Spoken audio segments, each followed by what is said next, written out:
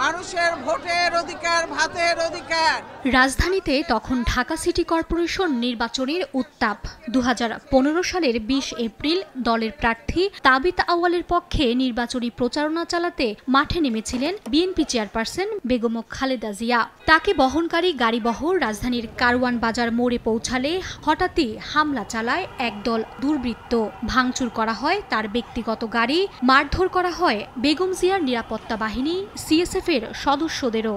এ হামলায় আহত হন বেশ কয়েকজন গণমাধ্যম কর্মীও।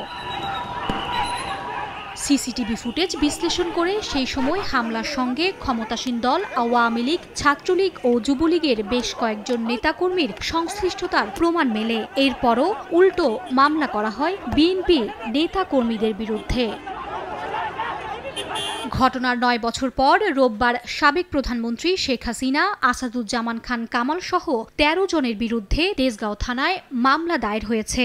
হামলার ঘটনায় ঢাকা মহানগর উত্তর বিএনপির 26 নং ওয়ার্ডের সাধারণ সম্পাদক বিল্লাল হোসেন বাদী হয়ে মামলা দায়ের করেন।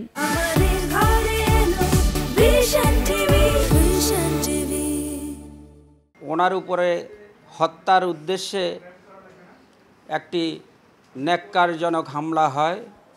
সে হামলায় অনেকেই আমাদের আহত হয়। ওনার দেহরক্ষী সিএসএফ তারাও মারাত্মক আহত হন এবং ওনার গাড়িবহরের প্রত্যেকটি গাড়ি ভাঙচুর করা হয়। তখন আমাদের থেকে মামলা নিত না, উল্টা আমাদের বিরুদ্ধেই তারা হামলা করে আমাদের বিরুদ্ধেই তারা মামলা দিয়েছিল। কারওয়ান বাজার ছাড়াও ফকিরাপুল, বাংলা মোটর সহ 2015 সালে অন্তত 3 বার বেগম খালেদা জিয়ার গাড়ি বহরে হামলার ঘটনা ঘটে। 2017 সালের 28 অক্টোবর ফেনী ও চট্টগ্রামের মিরসরাইয়ে দফায় দফায় বেগম জিয়ার গাড়ি বহরে হামলার ঘটনা ঘটে। মার্জিয়া মুমু, সময় সংবাদ, ঢাকা।